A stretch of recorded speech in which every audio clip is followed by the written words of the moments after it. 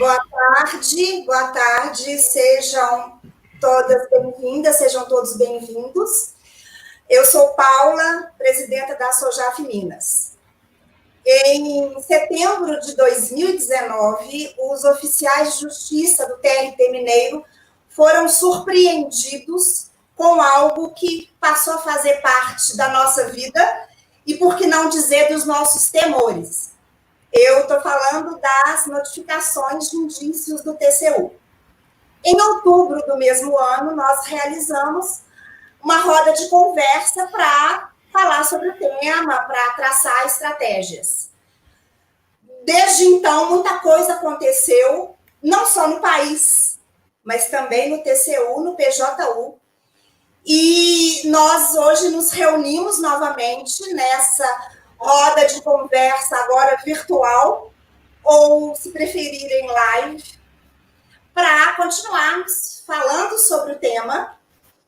E recebemos aqui um super time de debatedores, Dr. Rudi Cássio, nosso assessor jurídico, Eduardo Virtuoso, diretor jurídico da FenaSojaf, Geraldo Fernandes, diretor jurídico da Sojaf Minas, e Marco Paiva, que é o associado da Sojaf da Justiça Federal. Eu agora vou passar a palavra ao nosso querido presidente da FenaSojaf, Nemias Ramos Freire, que vai fazer a abertura desse nosso evento e vamos recebê-lo com muita alegria. Obrigada, Nemias, com a palavra. Obrigado. Saudações a todos que fazem parte desse debate, que vão fazer parte desta apresentação, Dr. Rudi, Eduardo, Marco Antônio e o Geraldo, e em especial a Paula, nossa anfitriã. A todos vocês, uma saudação especial em nome da FenaSojaf, da direção da FenaSojaf, dizer que esse assunto nos preocupa bastante desde 2016, né, quando ainda não estávamos na direção, mas surgiram os primeiros casos do TCU em relação a alguns colegas oficiais aposentados no Rio de Janeiro e em alguns outros estados do Brasil. Essa situação de vedação à acumulação da VPNI e da GAI, que vai ser explicada neste debate, nesta roda de conversa, como chamou a Paula, ela atinge principalmente aqueles oficiais que ingressaram no Poder Judiciário, oficiais de justiça que ingressaram no Poder Judiciário Federal até setembro do ano 2000, porque foi possível a eles incorporar parcelas de função comissionada naqueles tribunais em que havia função comissionada, e essas parcelas foram incorporadas como vantagem pessoal, as chamadas VPNI. E hoje, passados mais de 20 anos, o TCU ainda questiona esse tipo de acumulação, porque esses colegas, muitos deles se aposentaram, recolheram as suas contribuições sobre esse valor, é importante que se diga, se aposentaram, receberam e ficaram com essa ameaça sobre as suas cabeças, tanto no momento da aposentadoria e agora, mais recentemente, na atividade. A FenaSojaf está atenta a essa situação. Nós contratamos recentemente, através do escritório do Dr. Rudi, para fazer uma parceria no âmbito jurídico, o escritório do advogado Sérgio Bermudes, do Rio de Janeiro, para atuar em 6 ações, 6 mandados de segurança que estão no Supremo Tribunal Federal, e vamos falar sobre isso aqui nesta roda de conversa. Vocês vão poder verificar a importância dessa contratação para tentar mudar o entendimento do Supremo Tribunal em relação a essa ameaça. Eu quero desejar a todos vocês uma boa roda de conversa. Não vou poder ficar todo o tempo, tenho outros compromissos ainda hoje, mas eu vou acompanhar todo o debate e desejar que todas as dúvidas sejam esclarecidas e dizer que a FenaSojaf está atenta e a postos para defender os direitos dos oficiais de justiça, sejam eles quais forem. Nesse caso, são para oficiais especificamente que entraram, como eu disse, até setembro do ano 2000, mas a FenaSojaf atua na defesa de todos os oficiais de justiça, avaliadores federais do Brasil, principalmente nas questões administrativas, e através das suas associações filiadas, nas questões judiciais pertinentes a cada grupo. Bom trabalho, boa roda de conversa, bom debate. Obrigado a vocês. Obrigada, Neemias. Eu gostaria de lembrar vocês que essa roda de conversa virtual está sendo transmitida tanto pelo canal da Soja quanto no Facebook, e vamos receber as perguntas em ambos os canais. Nós já temos aqui algumas perguntas, todas serão respondidas ao final pelo Dr. Rude e por algum dos debatedores que também quiser dar a sua contribuição. Eu vou passar a palavra a Eduardo.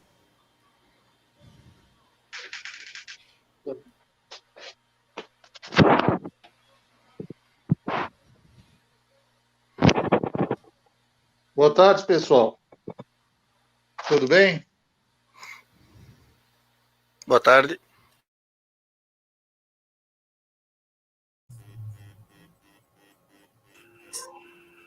Eu acho que o Eduardo está com problema de conexão, Paula. Eu acho que poderia... Vamos passar, parece que o Eduardo está com algum problema. Enquanto ele resolve, enquanto a gente monitora, vê o que está vendo, vamos passar para o Dr. Rude. Bem-vindo, Dr. Rude. Acompanho aqui nessa live de VPN Guy, aos que nos assistem ou nos ouvem.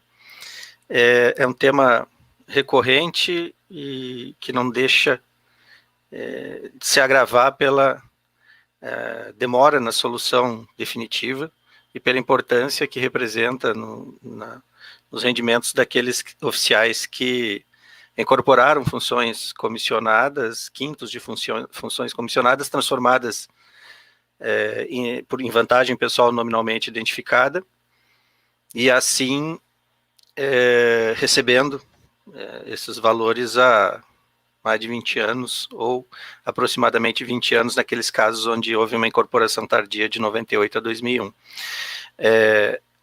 O tema começou em 2016, nós já relatamos isso em outras oportunidades, e desde que o Tribunal de Contas da União resolveu revisar esse entendimento, num acórdão plenário que foi o 2784, destinado a alguns aposentados do Estado do Rio de Janeiro, da Justiça Federal, que por coincidência, em relação a esses, hoje há uma ação prestes a transitar em julgado coletivo do CICEJUF do Rio, que foi a primeira, teve decisão favorável do TRF da segunda região, está com recurso especial já com decisão em agravo regimental favorável, e pende apenas julgamento de embargos e declaração da União. Naquela época, o problema parecia restrito ao Rio de Janeiro, e restrito a aposentadorias, e de lá para cá o que houve foi apenas a notificação dos demais tribunais, porque na origem o problema começou com alguns casos de análise de registro de aposentadoria.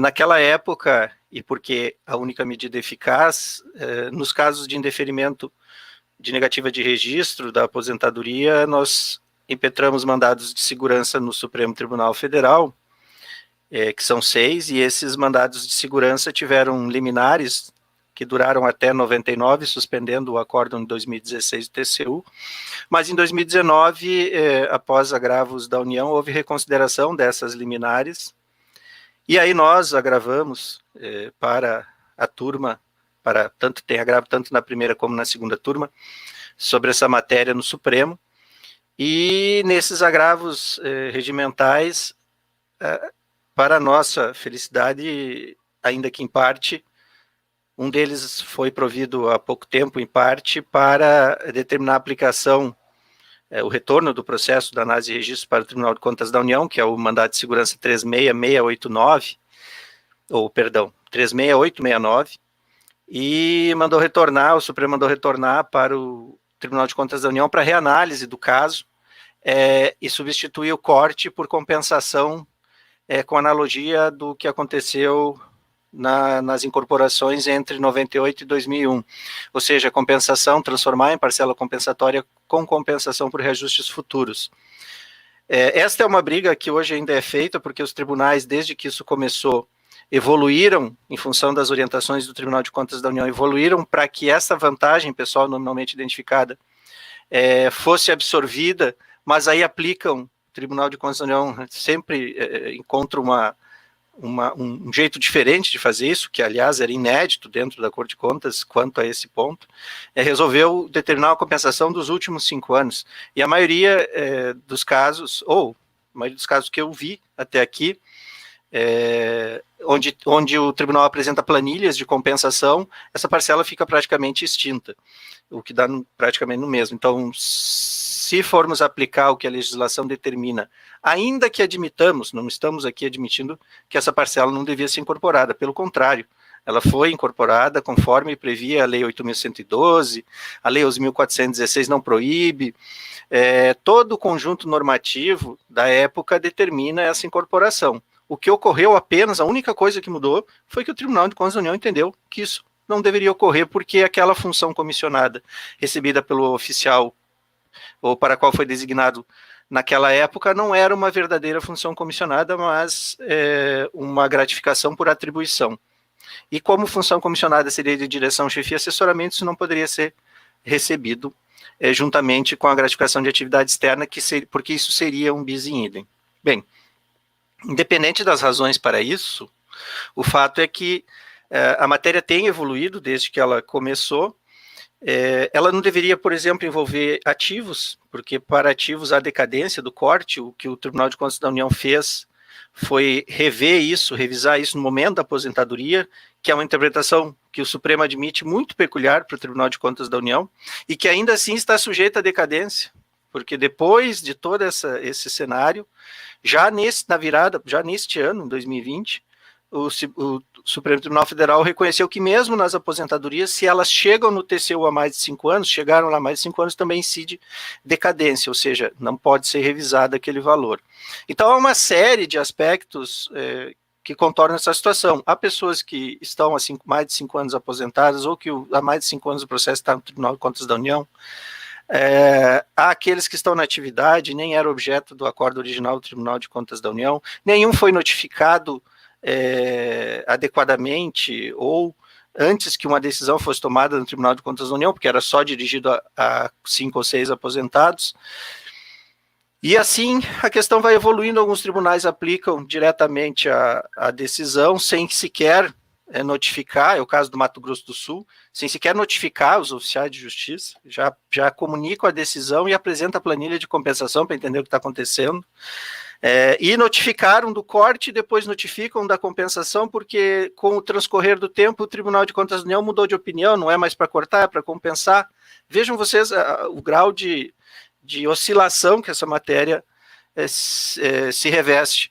E nesse meio tempo, várias sentenças de primeiro grau passaram a reconhecer esse direito em ações individuais, ainda que na nossa recomendação, e ali eram situações onde isso era necessário, então não confundo a recomendação da FenaSoJaF com o que tem acontecido em algumas decisões judiciais. O fato de alguns lugares terem judicializado é porque não há outra alternativa naquele momento. Se não, quando há, o ideal é você é notificado, e aqueles que nos ouvem, nos assistem, tenham isso em mente. Se não houve ainda o corte, você é notificado, apresenta a defesa. Há modelo de defesa disponibilizado por sindicatos, pela FenaSoJaF, que nós elaboramos, e está completa com tudo o que envolve essa matéria, inclusive na sua versão mais recente com o mandado de segurança 36869, que é sobre isso, onde se manda compensar para o futuro. E diante de todo esse dilema, faça então a defesa administrativa, depois pedido de reconsideração, recurso administrativo, leve para o órgão especial, o plenário com competência administrativa, e aí quando o corte se tornar inevitável, a data já estiver programada, aí sim se adota a medida judicial. Mas o fato é que o Supremo é a nossa fronteira entre o tudo e o nada no final de todas essas medidas, e é importante que os ministros do Supremo tenham essa consciência de que ali não se está apenas mais um caso de incorporação de parcela indevida, mas a incorporação de uma parcela devida que foi indevidamente revisada pelo Tribunal de Contas da União e revisada de maneira retroativa, coisa que os artigos 24 e outros da Lei da Introdução às Normas do Direito Brasileiro impedem justamente na seara do controle, ou seja, da fiscalização de contas, como age o Tribunal de Contas da União. Mas isso parece ainda não ter produzido efeitos lá dentro, e aí, em função disso, este ruído de comunicação permite que isso continue acontecendo. Paralelamente a isso, como já foi dito no início aqui pelo Neemias, nós fizemos uma parceria recente com o escritório Sérgio Bermudes, já tivemos reunião de alinhamento de estratégias para agora, logo depois do fim do recesso, e iniciamos essa atuação conjunta também nos processos que estão lá. Conseguimos uma etapa prévia antes desta parceria, que foi fazer o Supremo evoluir para compensação, e agora batalhamos lá dentro, nesta parceria, para que esta compensação, primeiro, que não haja o corte, mas se houver, que essa compensação se garanta que seja apenas para o futuro, o que é um desafio grande ainda, considerando, primeiro, que isso não afeta todos os servidores, mas apenas um segmento funcional, o que já dificulta, digamos, o conhecimento dessa matéria, dada a complexidade e a relação com um grupo específico. Mas que acredito que ainda possamos evoluir para se chegar, pelo menos, a uma compensação para o futuro, para reajustes futuros. Ainda que isto seja também um absurdo, porque a incorporação não foi devida e depois de 20 anos não se tem mais que questionar esse tipo de procedimento regulamentar e que constitui o direito, que gera segurança jurídica, confiança nos atos do Estado e que passa a ser a todo momento revisado. Eu acho que com essas palavras eu consigo introduzir esse assunto e fico à disposição, Neemias e Paula, para as perguntas que surgirem, e agradeço a Carol aí pela condução do evento, sempre muito bem conduzido. Obrigada, Rude. A gente já tem algumas perguntas, mas nós vamos deixá-las para o final, depois da exposição dos demais debatedores. Eduardo, você já voltou, né? Então, com a palavra, Eduardo. Boa tarde, colegas de todo o Brasil, em especial os colegas mineiros, né? Estamos aqui reunidos mais uma vez para falar sobre a VPNI-GAI. Foi a Sojaf Minas, né, que o ano passado, né, foi pioneira, e teve, logo que surgiu, né, essa questão, provocou lá, nos convidou, né, provocou uma reunião tal, com a presença do Dr. Rude, e desde lá, então, nós estamos debatendo essa questão, né? Não vou me alongar muito, até porque, para dar mais tempo para os demais debatedores, até porque o Dr. Rude já falou o essencial, né? Gostaria apenas de dizer o seguinte, que como no grupo nós temos em todo o Brasil, né, colegas que recém estão sendo notificados e colegas que já foram notificados há quase um ano, né? Então nós temos situações diferentes e níveis de conhecimentos diferentes, né? Então, por isso que às vezes é bom ser um pouquinho mais didático, né? Que coisa que o doutor Wood já foi e o Neemias também, né? Eu gostaria de chamar a atenção aos colegas que acompanham as publicações da FENASOJAF, né? Ontem, inclusive, nós publicamos uma matéria historiando como isso aconteceu, né? Como está a situação atual, né? E com relação nós chegamos à conclusão, né, como já foi antecipado aí pelos que me antecederam, que nós tínhamos que contratar uma assessoria externa, que na verdade não fomos nós que chegamos a essa conclusão. Chegou a nós a sugestão, né? E nós conseguimos, né, depois de muito esforço, porque não é fácil, né, a gente se convencer e nós convencermos a todos tal da necessidade, né? Então a FENASOJAF ela foi sensível a isso e rapidamente decidiu, né, pela contratação do Dr. Sérgio Bermudes. Para quem não sabe, né, o Dr. Sérgio Bermudes, né, o escritório do Dr. Sérgio Bermudes, vai atuar somente no STF, né? Não vai atuar no TCU, e naqueles processos que já estão tramitando há bastante tempo, né? Que estão sob o patrocínio do Dr. Ruth. Nesses processos, infelizmente, né, existem decisões desfavoráveis aos oficiais de justiça. Alguns estão em turmas e outros nos gabinetes, né? Mas todos eles com decisões desfavoráveis, inclusive os que estão em turmas, a tendência é essa, né? Então, se chegou à conclusão que nós teríamos que atuar lá no STF, né, para mudar a jurisprudência. Não quer dizer que nós, como FENASSOJAF, vamos peticionar, vamos atuar, não, nós não faremos isso. Até porque nós não escrevemos no site, mas todos sabem, né? E talvez até alguns não saibam que a FENASSOJAF não tem legitimidade jurídica. Ela não representa os oficiais de justiça, né? Ela representa as associações, então ela não pode ingressar em juízo em nome dos oficiais, né? E assim sendo, nós faremos isso indiretamente, né? O doutor Bermudes, né, então foi contratado, e como ele vai agir? Como nós não somos parte, nós não vamos otorgar uma procuração para ele, né?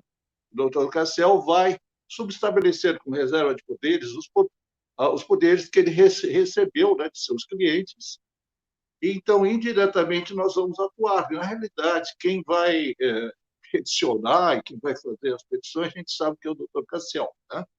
Mas o Bermudes vai atuar nos gabinetes e também vai peticionar, vai estudar o assunto, nos auxiliando, né? A situação é muito difícil, a gente não pode se iludir, tá? Mas é muito difícil mesmo, né?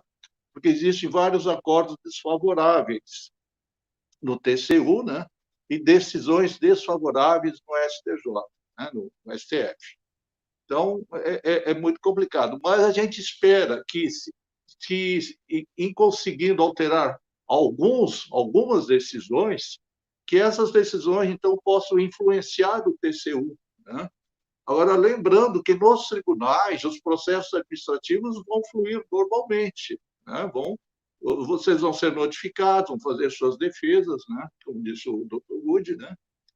E não é o fato de nós estarmos lá no STF, isso não vai mudar nada assim nas defesas administrativas, pelo menos nesse primeiro momento. É claro que, se nós conseguirmos sucesso em algum desses mandados de segurança, pode ser que os tribunais, né, e o próprio TCU mude sua oposição, né? Mas tudo vai ser a longo prazo, médio e longo prazo, né? Enquanto isso, vocês têm que continuar fazendo as suas defesas, né, se organizando em seus estados, informando aos demais colegas, formando grupos, e a gente sempre repete, em havendo margem, procure sempre as administrações, procure negociar com as administrações. A gente sempre repete, o TCU, ele não manda cortar, né? Ele não manda o gestor cortar imediatamente. Claro, ele manda compensar, mas ele não dá uma ordem. Ele manda que o gestor verifique indícios de irregularidade, né?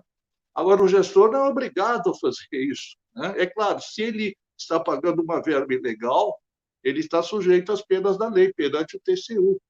Mas se aquela verba for legal e ele se convencer, ele assume o risco, né? Então, eu acho que sempre que for possível, a gente deve estimular esses contatos com os gestores, né? Com relação a essa questão nacional aí da ANAJUST, que surgiu mais recentemente, nós já vimos que eles prorrogaram o prazo, né, para ingressar com a ação, né, mas nós, no nosso site mesmo, publicamente, a gente não fica recomendando que não entrem, né? Mas vocês podem ficar confiantes, né, que a FENASSOJAF e as associações, também as associações, vão procurar fazer o melhor possível na defesa dos seus filiados, né? Assim como os sindicatos, a gente tem confiança nisso, né?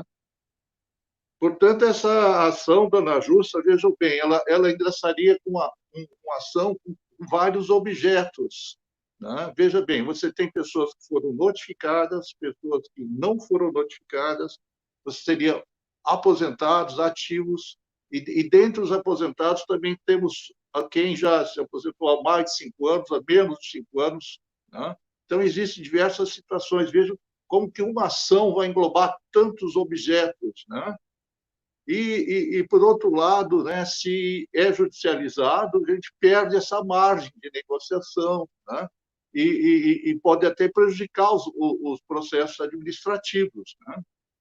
Mas é isso, eu não vou me alongar aqui, eu já vou encerrar, e fico à disposição também dos demais colegas, né, para responder aqui e mesmo no privado, em outros grupos, né? E agradeço muito aí pela oportunidade, viu, Paula, de poder nos dirigir aos colegas. Tá? Muito obrigado. Obrigada, Eduardo. Antes de passar a palavra ao próximo debatedor, que é o Geraldo Fernandes, diretor da SOJAF, eu gostaria de saudar vários colegas que estão aqui nos acompanhando, o Isaac, o Zambon, do TRT 15, Maria do Carmo, Luiz Felipe, Bruno Cavalcante, Alessandra, Camila Bisotto, Jadete, Roberto Carlos Dias, que é o nosso diretor cultural, Paulo Moisés, a Mauri, Elimara, nossa diretora da SOJAF, coordenadora do Citraeng, Lúcia Bernardes, nossa diretora da SOJAF e da FENASOJAF, Fulvio, Maria Letícia, Mariana Líria. Muito bem, é uma honra vocês estarem nos acompanhando. Não se esqueçam de curtir o nosso canal, marquem o sininho e divulguem para os amigos, divulguem para os colegas, porque ainda há muito assunto aqui nessa roda de conversa. Geraldo, com a palavra para falar um pouco do que a gente tem vivido em Minas. Boa tarde, colegas. Boa tarde, Paula, os colegas debatedores, o Marco, o Rude, o Eduardo, o Neemias, a todos que estão assistindo a live. Minas Gerais, nós tivemos o início do processo, se deu em agosto do ano passado, né? Já vai fazer um ano já. O processo deu entrada ao TCU na aba de indícios, que o TCU está adotando uma auditoria contínua na folha de pagamento dos tribunais. Isso não ocorria de 2015, de 2015 para trás. 2015 para cá foi adotado um novo procedimento, chama pessoal do TCU. Então, ele registra esse indício. Então, em cada folha de pagamento, em cada dia do oficial, foi registrado. Aí, o controle interno, ele comunicou ao tribunal, né, em agosto, e o tribunal, por meio da Diretoria de Gestão de Pessoas, começou a oficiar os colegas, né? Então, assim, ao todo, nós tivemos em Minas 262 oficiais que foram cadastrados na amostragem de indícios do TCU, incluindo ativos, inativos, pensionistas, né? E muitos colegas que tinham mais de 10 anos que a gente nem via. Aí, de repente, a SOJAF começou a receber todos esses associados antigos, bem-vindos, e aí nós nos reunimos na diretoria, a Paula à frente dessa empreitada, que não foi fácil, né? Como nós íamos atuar, né? Nós já havíamos contratado o escritório do Dr. Rude há um tempo atrás, acho que prevendo essa situação, não era, né, certamente, mas isso veio num momento exato, sabe? Aí a Paula, juntamente com toda a diretoria da SOJAF, nós vamos acolher os colegas, aqueles que começaram a receber e ficaram sem saber o que fazer, né? E nós também, inclusive. E nós começamos a investigar, a pesquisar, e aí recepcionamos os colegas e vamos dar encaminhamento a essa demanda. E vamos caminhar, inicialmente, o que fazer, né? Vamos para uma via judicial, porque o que nós recebemos inicialmente foi uma comunicação. Se a função comissionada exercida pelo oficial é aquela paga indistintamente a todos os oficiais, acumulada com a GAI, ela é ilegal e você deve optar entre uma ou outra. Então, essa foi inicialmente a comunicação que nós, colegas e os colegas receberam, né? Então, aí, conversando com o apoio da FENASOJAF, do Eduardo, do Neemias e o Rude, dando assessoria, reunimos e vamos fazer a defesa administrativa. E nos propusemos a fazer a defesa administrativa, abraçamos, corremos atrás, inclusive a SOJAF, até então era uma característica de atuação jurídica nessa área, era uma atuação que até então não era específica nossa, vamos dizer assim, né? E fomos. Aí conversamos, marcamos uma audiência, primeiramente, com o diretor-geral do tribunal, né? Paralelo a isso, o que nós iríamos fazer? Pedimos um prazo. Então, vamos ao diretor-geral do tribunal, porque o prazo que os colegas tiveram foi um prazo de 10 dias. Então, vamos ao tribunal, conversar com a diretoria-geral, conversamos com o diretor-geral, a diretora de gestão de pessoas do tribunal. Isso foi na administração passada, porque também esse evento ele ocorreu entre duas administrações, no final de uma e no início de outra, desse ano, que iniciou uma outra administração, que nós voltamos a dialogar com a administração. Aí conseguimos, né, prorrogar o prazo, né, por 30 dias, elaboramos a defesa administrativa, a SOJAF fez a defesa administrativa de alguns colegas, colheu os documentos, assessorou outros colegas, a FENASOJAF disponibilizou nota técnica, auxiliando a SOJAF para que a SOJAF preste assistência aos colegas oficiais de justiça.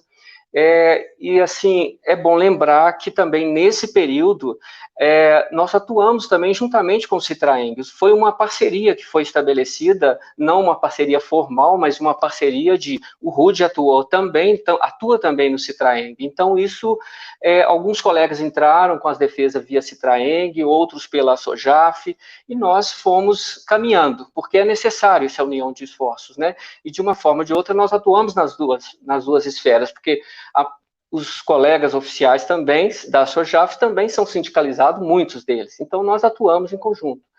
Então, nesse período, a SOJAF abraçou a causa. Vamos fazer tudo o que nós pudermos. Então, nós conversamos com o diretor-geral, com a diretora de gestão de pessoas, nós estivemos conversando com o secretário de controle interno do tribunal, que é o órgão dentro da instituição do TRT e dos órgãos públicos, especialmente dos tribunais, que recebe as comunicações do TCU e dá encaminhamento para essas comunicações dentro da instituição, fiscaliza e cobra. Então, nós conversamos, inclusive, para entender como que o TCU estava agindo e por quê, em quais circunstâncias, e fomos dando passo a passo, né? E aí, a partir disso, desde o início, então, a prioridade que nós tivemos até agora é uma atuação administrativa, porque nós sabíamos que há também atuações judiciais que estavam em curso. E nós precisamos ganhar tempo para que a matéria seja sedimentada, tanto nos tribunais superiores, na administração, e nós pudéssemos ganhar o máximo de tempo possível. Então, se nós formos olhar hoje, né, está fazendo um ano já que nós recebemos essas primeiras comunicações. E se no início era uma opção, nós já estamos numa compensação. Não é o melhor dos mundos, mas nós já demos um passo pequeno para frente, um passo melhor, né? E eu acredito que nós vamos ganhar, nós vamos lutar por isso, né? Porque muitos anos recebendo, tem colegas há mais de 10 anos aposentados que foram notificados.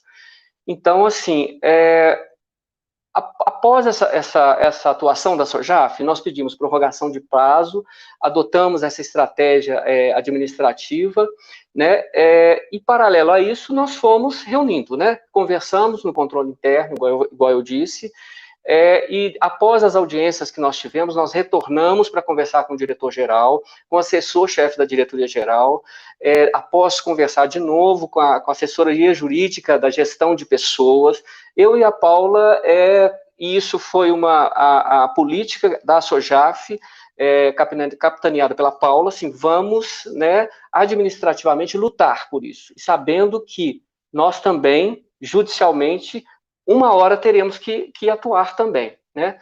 E aí, nesse interregno, como disse o Rudy, o TCU, que ele chama de trilha de verificação, ele mudou esse entendimento, né? Foi quando nós conversamos com o atual presidente do tribunal, doutor Zé Murilo, né? Fomos lá, marcamos uma audiência, fomos eu, a Paula, o doutor Rudy e o Eduardo, explicar a situação para o doutor Murilo, que o processo passou pela presidência, mas nós fomos lá ratificar. E ele pediu o processo de volta depois da nossa atuação para rever o que havia sido encaminhado no tribunal. Então, até aí, nós já estamos um ano com essa cozinhando em banho-maria, porque nós precisamos disso, para ganhar esse tempo, como eu disse. Então, nesse período, a SOJAF, na reunião com o presidente, doutor Zé Murilo, nós protocolizamos um pedido de reconsideração, né? Esse pedido de reconsideração refere-se a essa determinação do presidente, fundamentado na decisão do TCU, que alterou a sua orientação, ao invés de determinar que o oficial opte entre a VPNI ou a GAI, que o oficial de justiça, que a parcela referente à VPNI, nesses casos, seja compensada observando o que havia determinado o TCU. Então, nesse momento que nós fomos conversar, nós estávamos nessa situação. E aí, a SOJAF entrou com um pedido de reconsideração relativo a esse corte remuneratório. É bom que se diga que, desde o início, as nossas manifestações no tribunal foram pela legalidade da VPNI, paga juntamente com a GAI, sempre, né? Mesmo nesse segundo momento. Então, um pedido que nós fizemos, que foi assinado pelo Dr. Rudy, é o pedido de reconsideração em relação ao corte remuneratório, né? Pugnando pela legalidade das incorporações, né? E, sucessivamente, nós pedimos o sobrestamento desse processo até que a decisão seja unificada a nível nacional na Justiça do Trabalho. Então, esse pedido está lá no tribunal, não foi apreciado ainda, né? Então, como nós estamos hoje, né? Qual é a situação? A situação hoje o processo foi para o presidente determinou, então, que a Secretaria de Pagamento de Pessoal faça o cálculo observando a determinação do TCU, né, que é a compensação. E aí, a Secretaria de Pagamento de Pessoal, ela levantou uma questão lá solicitando que o tribunal informasse, ou que a Diretoria de Gestão de Pessoas informe, qual é o marco temporal dessa compensação. Esse é um ponto. O outro ponto, os colegas oficiais de justiça que incorporaram vantagem pessoal nominalmente identificada, a VPNI, decorrente de uma atualização de quintos, como é que fica a situação desses colegas? Porque naquele momento de atualização de quintos, muitas vezes colegas oficiais tinham, por exemplo, o FC3, e na atualização eles atualizaram o FC5 quando exerceram a função de oficial de justiça. E como é que fica essa situação? Bom, aí a Secretaria de Pessoal encaminhou para a Diretoria de Gestão de Pessoas e esse processo está sob análise agora na assessoria jurídica da gestão de pessoas.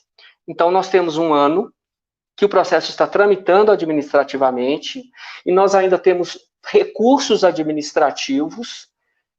Se nós vamos conseguir efeito suspensivo ou não, é o momento de se pensar, mas nós ainda caminharemos para isso, mas nós hoje temos essa análise para ser feita pela assessoria jurídica da gestão de pessoas. Após essa análise, esse processo tem que retornar para a Secretaria de Pessoal, para a Secretaria de Pessoal fazer os cálculos individualizados de cada oficial de justiça relativa à compensação, após definir o marco temporal e esses casos de atualização. Definida essa situação, aí o controle interno será comunicado e nós, servidores, seremos novamente comunicados.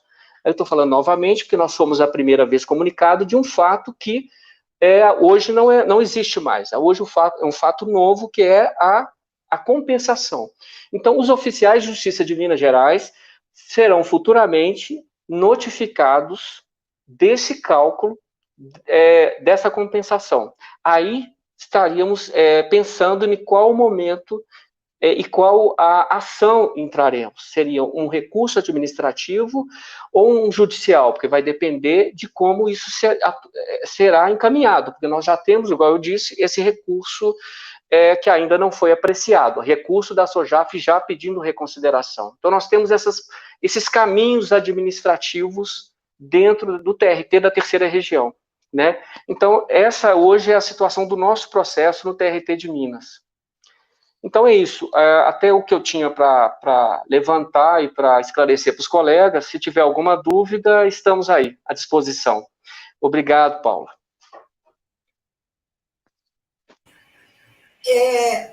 Bom, vocês ouviram aí essa trajetória. Contada assim a história, não pareceu tão árdua quanto de fato foi. E é importante registrar que a SOJAF não teria conseguido realizar nada sem o suporte da FENASOJAF, de Dr. Rudy Kassel e de todos os colegas do Brasil que contribuíram com ideias, com sugestões. Enfim, eis que após toda essa, vamos dizer, saga no TRT, Minas, o indício finalmente chega ao TRF1, e Minas Gerais faz parte do TRF1. E agora eu passo a palavra ao Marco Paiva, que junto com o Ebdel Kader, que é vice-presidente da SOJAF, está coordenando o enfrentamento do problema na Justiça Federal. Seja bem-vindo, Marco. Olá, gente. Tudo bem?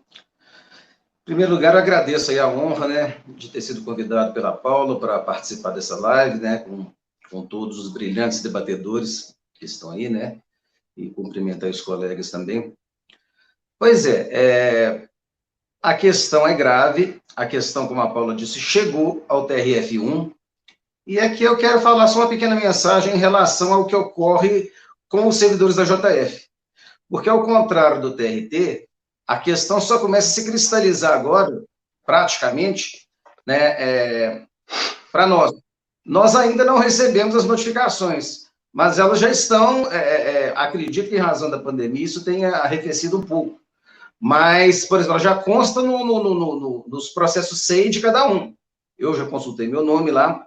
E é grave porque nós vivemos um momento político conturbado, né, para os servidores públicos. Então, isso complica um pouquinho mais a situação. Mas o importante é que nós estamos preparados para enfrentar, né? Como o Dr. Rudy disse, vencer é complicado, mas nós temos muitas chances, né? Nós temos várias alegações, mas, sobretudo, existe um preparo, porque desde o ano passado nós já nos debruçamos sobre essa questão. O Eduardo montou um grupo nacional de discussão, foram feitos vários estudos preparando defesas administrativas, como o Geraldo e Paulo fizeram no TRT aqui. Então, é importante, nesse momento, que nós atuemos, nós, filiados, atuemos de uma maneira coordenada, concatenada, né? Ainda vamos receber as notificações, recebendo, nós já temos prontas, feitas pelo Dr. Rudy Kassel, através da FENASOJAF, das SOJAFs, defesas administrativas, onde nós vamos defender a legalidade das nossas VPNIs, né? E esse trabalho é muito importante, porque a partir dessas defesas administrativas, nós ganhamos tempo para que, nesse ínterim, as ações do STF surtam efeito. Como disseram os colegas, foi contratado o escritório do Dr. Sérgio Bermudes, que vai realizar uma parceria com o Dr. Rudy Kassel, o que é maravilhoso, que nós vamos contar com a técnica do Dr. Rudy Kassel, e a interlocução e a influência do Dr. Sérgio Bermudes no STF. O Dr. Sérgio Bermudes já foi considerado um dos 10 advogados mais influentes do mundo, e tem uma excelente relação nos tribunais superiores. E isso é importante, essa interlocução nos gabinetes, com os ministros, né? Então, essa concatenação, essa união de forças é muito importante. E, igualmente importante, é que nós atuemos de maneira homogênea, unidos, vamos receber essas notificações, receber as defesas já prontas, né, pela FenaSoJaf, vamos atuar administrativamente, primeiro, porque o importante é ganhar tempo. A viabilização de ações judiciais pode ser feita num segundo momento, né? O importante é que nós ajamos de maneira não assodada, né? Porque nós temos tudo pronto, tudo calibrado, né? Então, embora seja grave, e é muito, e vamos precisar da atuação de todos, não é necessário desespero, que nós nos preparamos para essa situação durante muito tempo e temos tudo organizadinho. Então, nós pedimos aí aos colegas, nós vamos formar um grupo, né, dos servidores da Justiça Federal de Minas Gerais,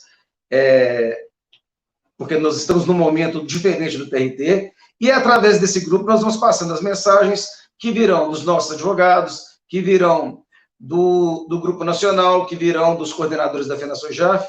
É muito importante, então, que nós atuemos conjuntamente. E eu queria ressaltar o trabalho maravilhoso realizado pela FenaSoJaf, pela ASOJaf, Minas Gerais, pelo Dr. Rudi Cássio, e parabenizar a FenaSoJaf pela contratação do escritório do Dr. Sérgio Bermudes nessa parceria, né? Inclusive, os honorários já foram pagos para o Dr. Sérgio Bermudes atuar, né? E qualquer vitória nesses mandados de segurança em Brasília vão se refletir nas nossas ações. As ações em Brasília não são as nossas, mas vão se tornar um precedente importantíssimo para que nós vençamos essa batalha para a manutenção de nossas VPNIs. Muito obrigado, gente. É isso. Obrigada, Marco. Antes de passar as perguntas, nós recebemos inúmeras perguntas, mas eu gostaria também de saudar aqui mais alguns colegas que estão nos prestigiando. Bento, Oralto, Ana Paula Castelo, Laurita, que é nossa diretora na SOJAF, Marcelo Vasconcelos, Demontier, Roberto Freire, Clarice Camargo, Alessandro Silva, enfim, eu não vou conseguir ler o nome de todos, mas recebam o nosso abraço virtual, mas não menos caloroso. Bem, vamos passar as perguntas. Eu vou pedir que vocês tenham um pouco de paciência, porque eu estou lendo a partir do celular.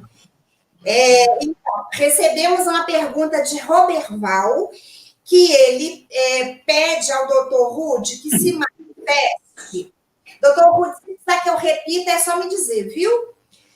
Que ele se manifeste relativamente à situação ora enfrentada pelos oficiais VPNI e GAI, especialmente no tocante aos inativos e aqueles que já adquiriram direito à aposentadoria, frente ao disposto no artigo 4º, parágrafo 8º da emenda constitucional 103, pois ali estipula o que será considerado para cálculo dos proventos de aposentadoria, o vencimento, vantagens pecuniárias permanentes, adicionais de caráter individual e vantagens pessoais permanentes.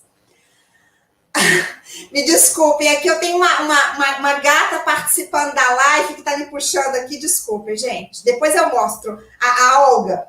Vantagens pecuniárias permanentes, adicionais de caráter individual e vantagens pessoais permanentes, acrescentando que a jurisprudência tem entendido que se houve contribuição sobre a rubrica, no nosso caso VPNI, tal verba deve ser incluída nos proventos de aposentadoria. Muito obrigada, abraço a você, nós é que agradecemos, Roberval. Doutor Rudi.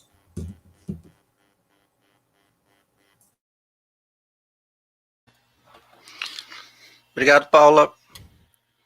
Eu quero destacar aqui já de início que, antes de responder a pergunta do Roberval, que Minas é um caso, é um exemplo de como você coordenar a atuação, que só é possível pela participação de vocês, porque o advogado é uma ferramenta, é um exemplo de como essa atuação é ponderada e seguindo etapa por etapas, com envolvimento de servidores, de diretores, enfim, a partir da defesa administrativa e demais etapas que desde o início nós temos recomendado, consegue um resultado onde você monitora esses efeitos, né? Isso dá muito trabalho, eu sou testemunha do trabalho que deu, e das horas sem dormir, provavelmente, de Paula, mais que Geraldo, né, Paula, ou Geraldo e Paula, mas é que o Geraldo é um pouco franciscano, assim, em relação à sua paz de espírito e forma de se manifestar, que, aliás, relatou muito bem o que aconteceu. E o Eduardo tem sido incansável, não há palavras. O Eduardo, eu tenho uma peculiaridade em relação ao Eduardo da Fundação Jaffe, que é o seguinte: o Eduardo sequer tem essa parcela, pessoal. Ele faz isso por querer resolver mesmo o problema. Ele se envolveu de tal maneira e ele sequer recebe essa VPNI de quintos de função comissionada de oficial de justiça. Então, é algo muito gratificante trabalhar com pessoas assim. E daí que, então, feito essa ressalva, passo a resposta do Roberval. O Roberval fala no artigo 4º, parágrafo 8º da Constituição, que tem tem na sua redação a definição da remuneração para fins de cálculo dos proventos, e coloca ali, já na redação da emenda 103, tá? O artigo 4º não é o da Constituição, é o da emenda 103, está no corpo da emenda 103. Coloca ali que entre as vantagens que integram esse conceito de remuneração está as vantagens permanentes, como diz já 8.112, e vantagens pessoais nominalmente identificadas.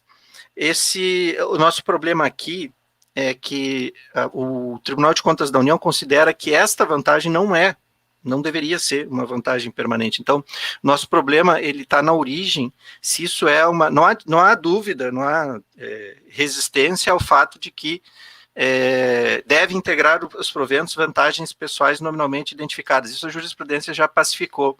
A nossa questão está num degrau abaixo disso, que é se essa incorporação era válida ou não lá, e, portanto, se ela poderia ser transformada em vantagem pessoal nominalmente identificada. É quase voltar ao tempo do Egito, porque fora disso não se consegue ter uma decisão sem ser absolutamente inconstitucional, e ainda assim se produz uma decisão como essa. Então, o nosso problema aqui é esse, Roberval. Quanto à contribuição, de qualquer forma, a questão de incorporar a aposentadoria por quem incidiu contribuição é um dos tópicos que nós abordamos, junto com a repercussão geral do Supremo, em que, só para contextualizar quem está nos assistindo, o Supremo ele decidiu, já há algum tempo atrás, que só deve incidir, na verdade ele decidiu da seguinte forma: só deve incidir contribuição previdenciária sobre parcelas que se incorporam aos proventos. Disso decorre duas coisas. A primeira é que, se incidiu contribuição, então nós temos um reforço para que elas sejam mantidas nas aposentadorias, como é o caso da VPNI, de quintos, seja na época que era o FC, que ainda incidia contribuição naquela época, antes de 98, seja como quintos, que continua incidindo. Esse é um aspecto. O outro é que, se não fosse assim, então teria que devolver a contribuição previdenciária sobre a VPNI dos últimos 5 anos. Claro que ninguém quer isso, essa hipótese alternativa, embora ela seja, no pior dos mundos, seria uma discussão ainda possível caso o pior acontecesse, né? Espero que ela não seja necessária quanto à devolução da contribuição previdenciária, mas seja aceita quanto ao dever de manter por quem incidiu contribuição. Paulo.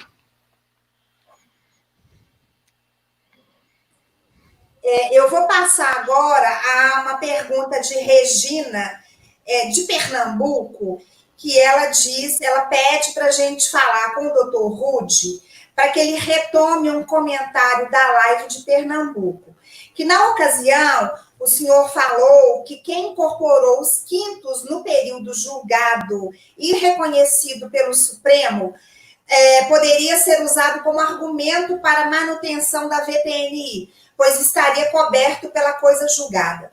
Esse argumento também pode ser usado pelos aposentados, tendo em vista que a aposentadoria é considerado ato complexo e pode ser revisto nesse momento? Obrigada, Regina. Sim, lá em Pernambuco é uma situação também que avançou bastante e que ainda está numa etapa de renotificação. O que eu recomendo a todos que estiverem nessas circunstâncias, e a gente tem feito isso, inclusive tem uma reunião agora, nos próximos dias, de alinhamento com a assessoria do sindicato de Pernambuco, é que tanto o sindicato quanto a associação sigam esses passos, apresentar a defesa em relação a essas notificações que estão surgindo, fazer o pedido de reconsideração e o recurso administrativo até que chegue ao colegiado. Nisso, muito tempo pode se levar para que essas etapas que são importantes, são constitucionais, procedimento é uma garantia constitucional, não é apenas algo para demorar, é algo importante em qualquer processo, seja judicial, administrativo, e ainda mais numa situação como essa que você retira valores consideráveis do contra-cheque. Então, seguirmos essas etapas e, de qualquer forma, também o sindicato e o jurídico, nós também estamos à disposição para esses esclarecimentos relacionados à situação específica de Pernambuco. Mas, em princípio, é isso. A renotificação é algo até positivo, porque o que aconteceu no início lá foi notificar já do corte com planilhas de compensação,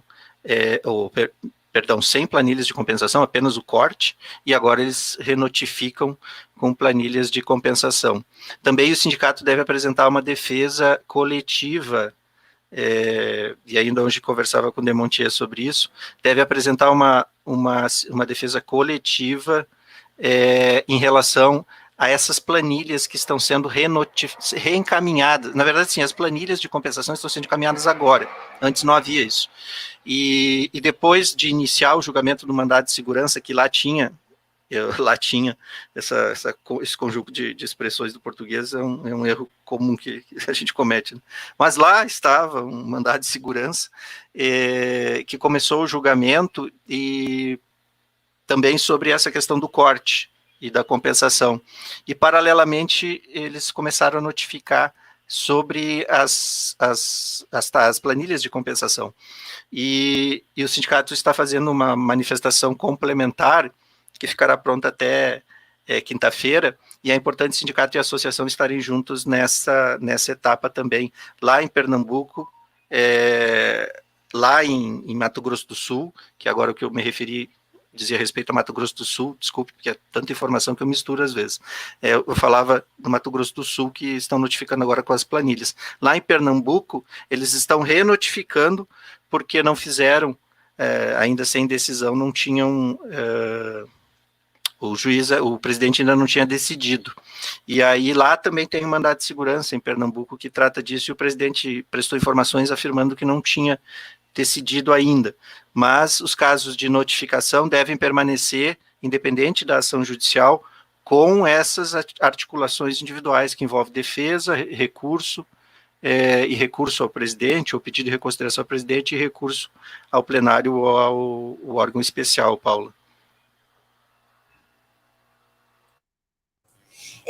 Eu não sei se a Rosiane já considera respondida a pergunta dela, mas ela menciona, né, o que Pernambuco deve fazer diante da decisão do presidente do TRF5, que determinou uma nova notificação sem que tivéssemos obtido resposta da primeira. Já foi respondido? Deve ser apresentada a defesa, esquece a primeira, apresenta a defesa de novo, faz o pedido de reconsideração, se houver espaço, depois o recurso administrativo. É muito importante isso, viu? É Rosane, né? Rosiane, é muito importante isso, Rosiane, é trabalhoso nesse primeiro momento, mas não deixa passar essas notificações sem fazer a defesa, porque tem que haver uma decisão em cima disso. e em cima dessa decisão ainda cabe pedido de reconsideração, e em cima do pedido de reconsideração ainda cabe recurso administrativo, e se for decisão do diretor-geral, o recurso é para o presidente, e depois cabe recurso para o órgão especial. São patamares importantes nessa discussão e nessa etapa. E essas defesas é importante que sejam feitas sempre que possível individualmente, com modelos que já existem, e podem ser fornecidos, tá? Sim, sim. O José Augusto, de Rio Branco, ele é da Justiça Federal, e ele pergunta: já estou sendo notificado para apresentar defesa em 30 dias. Nesse caso, como devo proceder? Apresentar a defesa em 30 dias, em até 30 dias. E a defesa é o modelo que nós temos aí distribuído pela FenaSoJaF. Se houver alguma dúvida, né, pode entrar em contato com o jurídico. Esse é de onde mesmo, Paula? Desculpa, eu não guardei de onde ele é. De onde? Rio Branco. Rio Branco, isso. Apresentar a defesa é muito importante. Apresentar essa defesa, tá? Porque tem que ter uma decisão em cima, e se estão notificando, pelo menos este procedimento estão seguindo. Certo. Aqui tem uma pergunta da Elimara, eu acho que o Geraldo já respondeu, mas de toda forma eu vou ler. Em Minas, no TRT, já recebemos a primeira notificação, fizemos a defesa, e agora, qual o novo passo?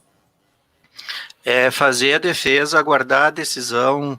Elimara, o Citraeng também orientamos nesse sentido, é importante seguirmos esses passos. Defesa individual, temos todos os modelos, viu? Não deixe de entrar em contato conosco se for necessário.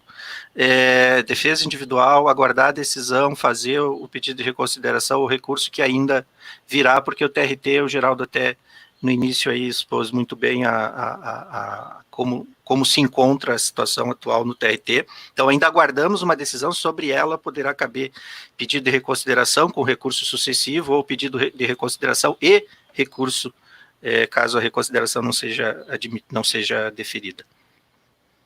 Sim. Maria Letícia Silva Pereira. Sou oficial de justiça aposentada do TRF1, Seção Bahia. Por que não se argumenta e prova que a função de executante de mandados atendeu a pressupostos e requisitos legais, enumerando cada um deles? Eles estão no modelo de defesa, Maria Letícia, caso precise, inclusive, quando há os atos, a gente até indica os atos de designação para oficial e qual o fundamento legal que gerou a incorporação, qual o fundamento legal que não impede a acumulação com GAI, e precedentes correspondentes. Recomendo a leitura da defesa que a FenaSoJaF distribuiu.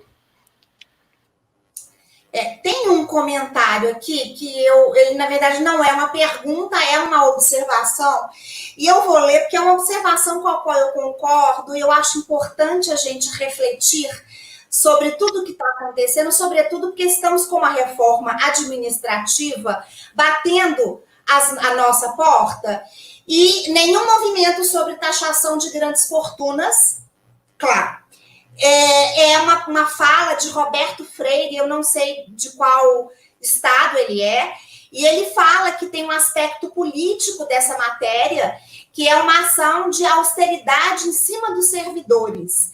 É claro, porque nós sabemos qual é a intenção do modelo neoliberal de governo de um país. Mas é esse o comentário, dizer que eu concordo com você, Roberto Freire, e nós vamos seguir na luta para impedir ao máximo os efeitos nocivos do neoliberalismo no nosso país.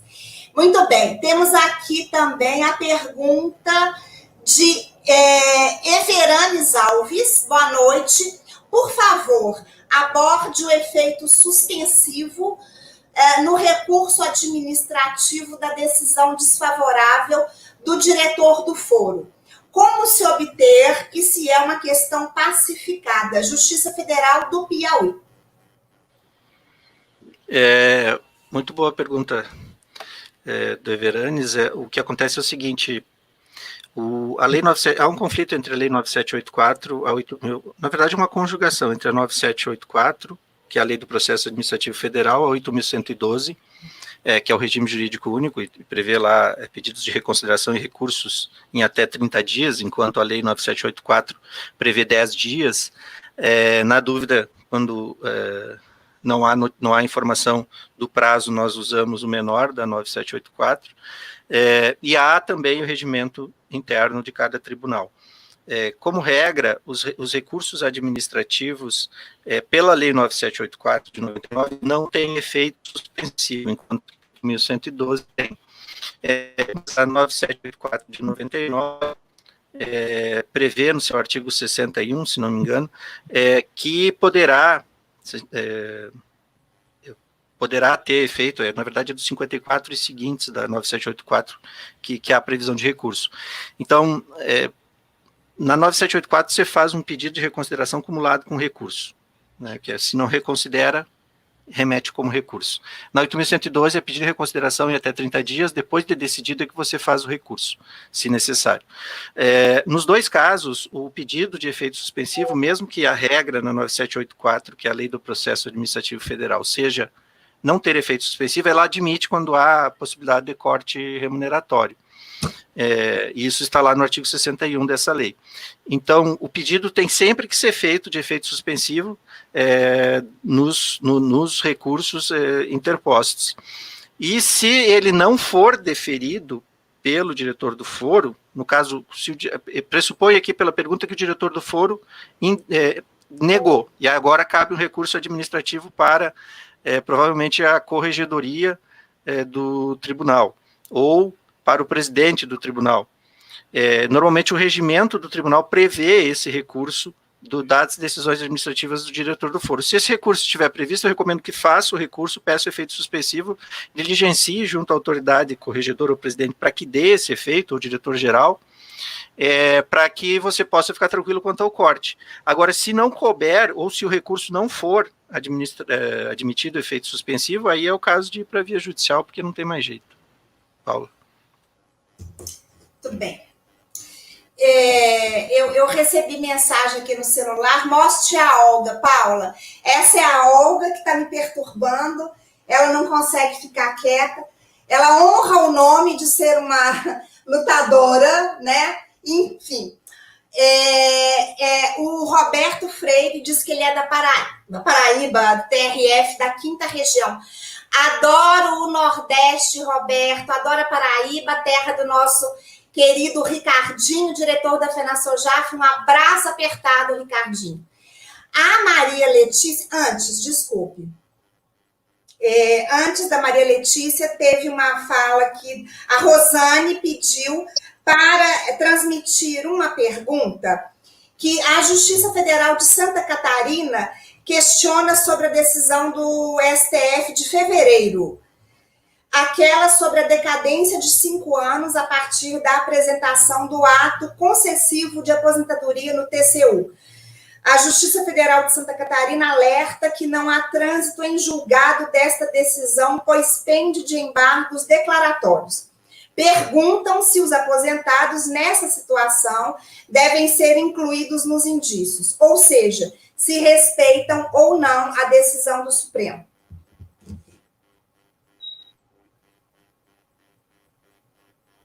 Microfone. Oi, desculpa, pode repetir, por favor? Claro. Falhou aqui. Não, sem problemas. A Justiça Federal, essa pergunta veio por intermédio da Rosane, do Rio Grande do Sul, que nossa anfitriã no último CONOJAF. A Justiça Federal de Santa Catarina questiona sobre a decisão do STF de fevereiro, aquela sobre a decadência de 5 anos a partir da apresentação do ato concessivo de aposentadoria no TCU. Justiça Federal de Santa Catarina alerta que não há trânsito em julgado desta decisão, pois pende de embargos declaratórios. Perguntam se os aposentados, nesta situação, devem ser incluídos nos indícios, ou seja, se respeitam ou não a decisão do STF.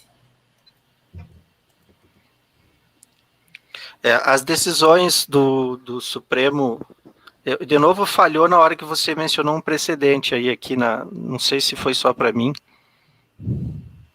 Eu li, eu ouvi da parte em que ela fala que não houve trânsito em julgado e que teve embargos de declaração, né? Antes disso, o que ela tinha mencionado? Decadência de 5 anos a partir da apresentação do ato concessivo de aposentadoria. Ah, sim. Ah, entendi. Obrigado. É a repercussão geral do Supremo que aplica a decadência de 5 anos, a partir da chegada com tese aprovada já, a partir da chegada do processo no Tribunal de Contas da União. Então, tem a decadência. O Supremo antes não aplicava isso, ficou em discussão, até porque ele afasta a necessidade na súmula vinculante 3 de notificação para devido processo legal de processo de registro ou negativa de registro de aposentadoria, e, consequentemente, também aparentava afastar a decadência. E aí os processos de aposentadoria chegavam no Tribunal de Contas da União e ficavam lá indefinidamente.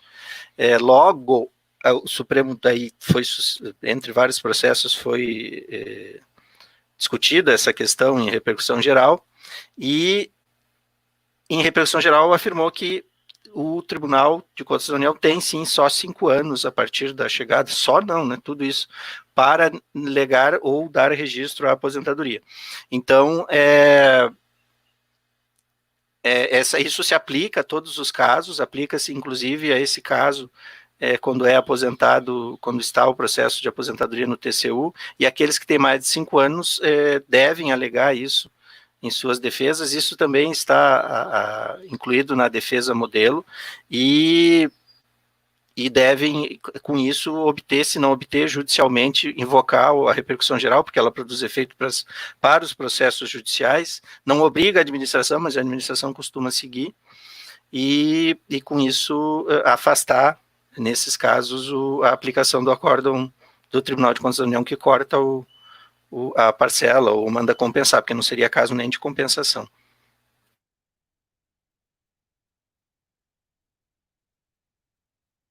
A Rosane, ela diz aqui que os embargos declaratórios podem impedir essa repercussão geral, que veio essa dúvida para o presidente do TRF4. Eu acho que já está esclarecido, né? Tá. A Maria Letícia, que foi a que falou sobre por que não se argumenta e prova que a função de executante de mandado atendeu a pressupostos, ela retoma a pergunta e diz que a defesa referida pelo Dr. Rude não enumera todos os pressupostos, requisitos e características da função de executante de mandados. Talvez por isso esse mérito não foi analisado pelo tribunal.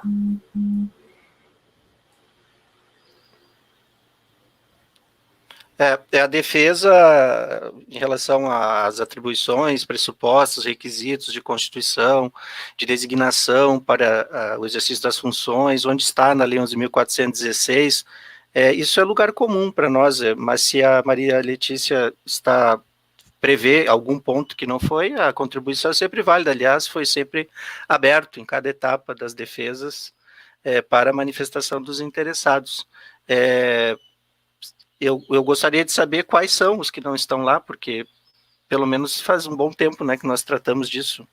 Eu diria mais de uma década sobre o que é pressuposto e requisito, e onde se encaixa a atribuição do oficial de justiça avaliador federal, onde na 11.416, ou no Código de Processo Penal, ou no Código de Processo Civil, mas não é isso que está em discussão, quero que fique claro. O que está em discussão é se a função comissionada de nível 5 ou menor, ela é ou não gratificação, ela foi paga apenas em função da atribuição de oficial de justiça avaliador federal, e para isso tem que se ler com atenção o Acordo 2784 de 2016, e daí trazer os argumentos relevantes que, acredito eu, estão no modelo da defesa, mas a contribuição é sempre válida, isso pode ser apresentado, mas com certeza não é por isso que os tribunais não apreciaram, ou estão apreciando, na verdade, né? Estão apreciando e evoluindo. Há pareceres do TRT10, TRT15, que nós mencionamos lá, que são contrários a esse corte, afirmam a legalidade, mas o que houver pode nos passar, que será bem-vindo. Claro.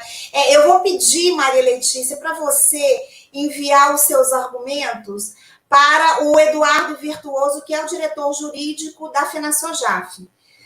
Acredito que você não vai ter dificuldade em obter o contato dele, nós podemos...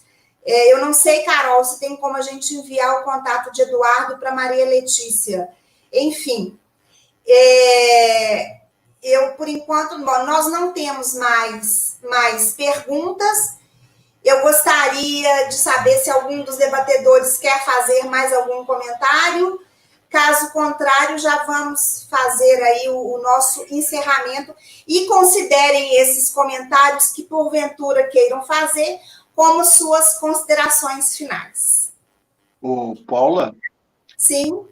Eu gostaria de fazer mais uns comentários técnicos. Não é a despedida ainda.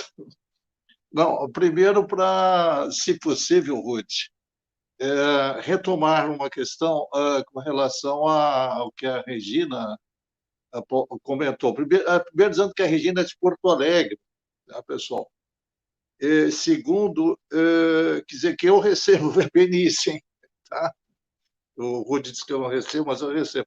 Recebo do valor pequeno. Tá? É verdade, eram 2 quintos. Mas, enfim, é só para fazer o registro, né? Já que você mencionou. Né? Mas eu queria conversar com relação a essa... ela falou com essa decisão do STF, ela não mencionou, mas é aquela decisão dos quintos, né? Que nós temos ali pessoas que recebem em razão de trânsito em julgado e decisão administrativa, né? Agora vem o TCU, mas o TCU traz uma outra causa de pedir, no meu entendimento, né? Que eles entendem que não é possível acumular, porque seria o bis e idem e tal, que não foi alegado na decisão, é o 63815, né? O RE lá dos quintos do STF, né? Então, eu acho que seria isso, se quem tem coisa julgada lá, naquele recurso, né? Ou melhor, naquele processo, naquele RE, enfim, e em outros, né? Se quem tem coisa julgada lá, se pode opor isso agora, né? Eu acho que essa foi a questão, né, colocada, né? Se não foi, eu coloco, certo?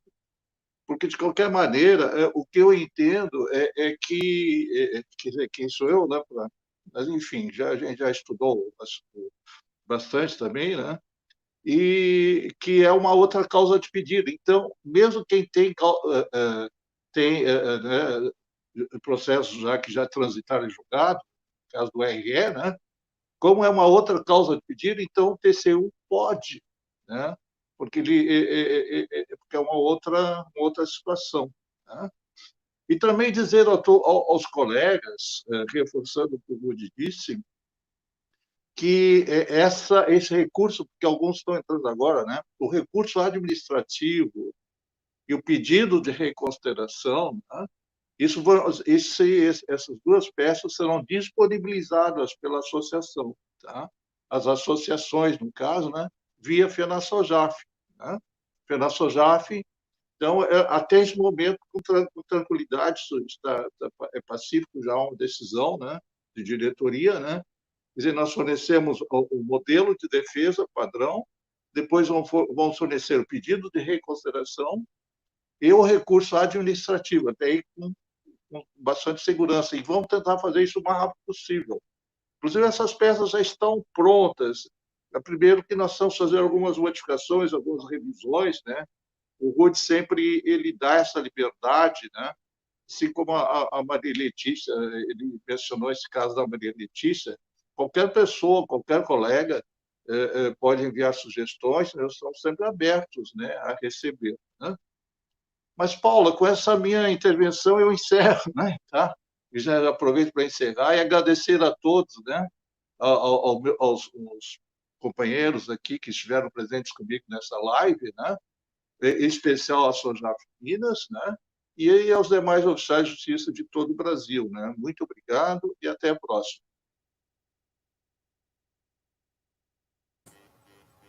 Obrigada, Eduardo.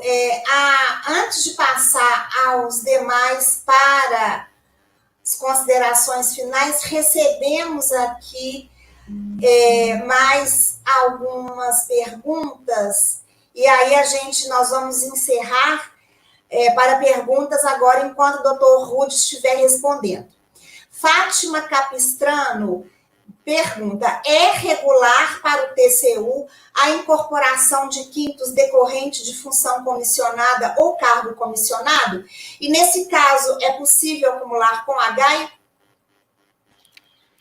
O TCU resolveu dizer, 20 anos depois, que a incorporação de quintos decorrente de função comissionada, se não tiver relação com direção, chefia ou assessoramento, e for apenas pela atribuição de executante de mandados ou oficial de justiça, avaliador federal, que esta função, ela era uma gratificação que foi substituída pela GAI, que veio lá da GRG anteriormente, que era a gratificação de representação de gabinete, e que por isso não é uma função legítima e não poderia dar origem à incorporação de quintos. Essa é a argumentação do TCU. Isso ele já fez em relação, eu falei em outras oportunidades, às FCs de analista legislativo por atribuição, analista e consultor legislativo do Senado, fez isso em relação a outras funções comissionadas que ele considerava não representantes de direção, chefia ou assessoramento, e afirma, portanto, que essas funções não poderiam gerar incorporação. Só que em relação à função FC5 paga, na época, para oficiais de justiça, essa FC ela foi incorporada conforme a regulamentação da época. Enfim, quanto mais a gente afunda na discussão sobre se era paga apenas porque eu era executante de mandados ou não, mais a gente entra, na verdade, na discussão se ela era ou não gratificação, se isso era ou não válido, se isso integra ou não poderia ser incorporado. O fato é que havia direito à incorporação à época, né? Entrar na metafísica da função é algo, nesse momento, que, na verdade, o Tribunal de Contas da União é que está fazendo isso. Agora, há direito à incorporação, esta incorporação por funções comissionadas do TCU afasta o direito à incorporação quando é por atribuição de cargo e não por atribuição de direção, chefia e assessoramento.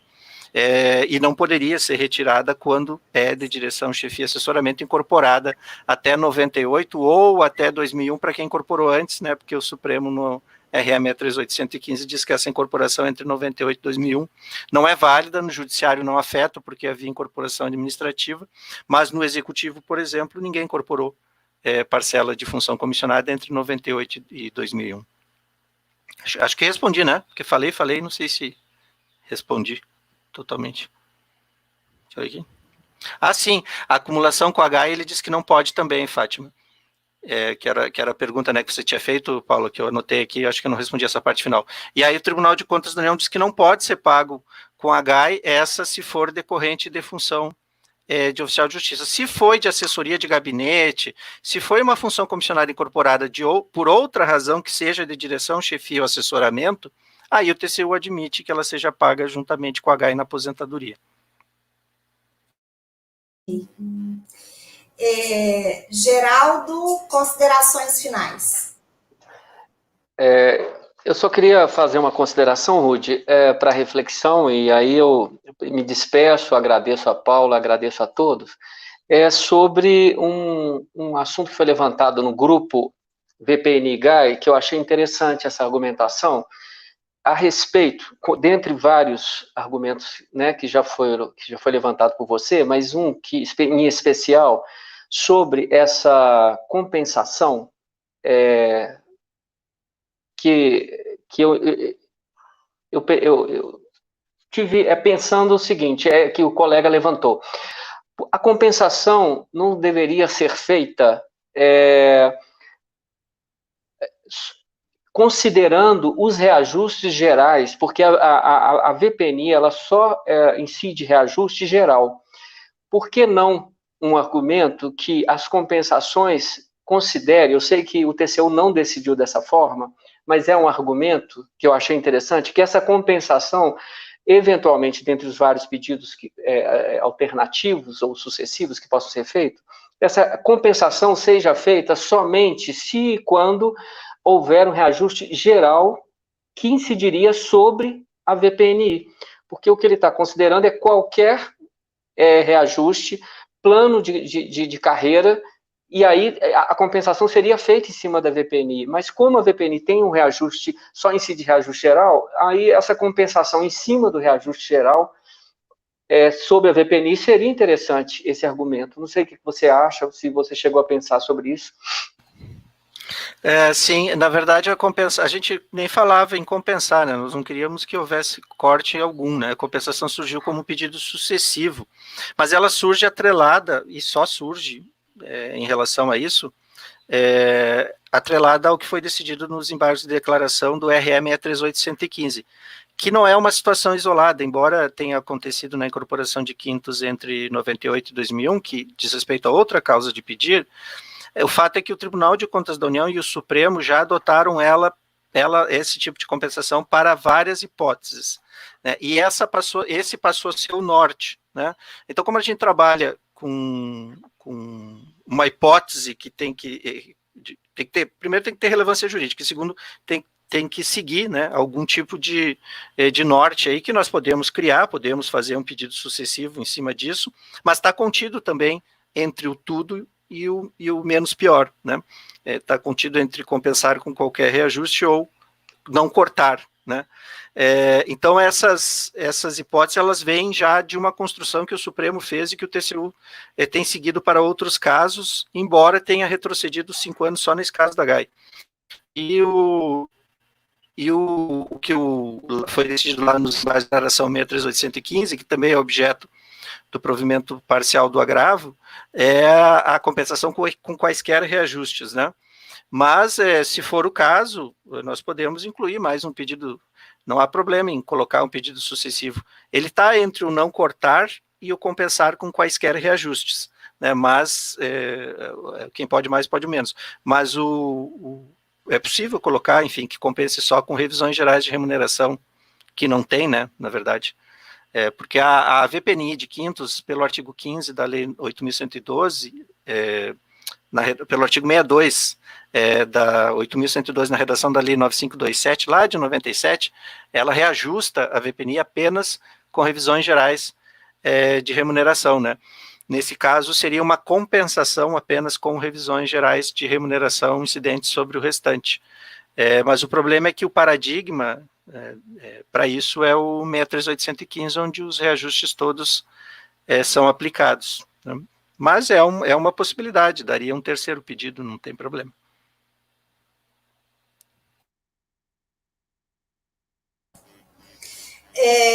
Marco Paiva, considerações finais.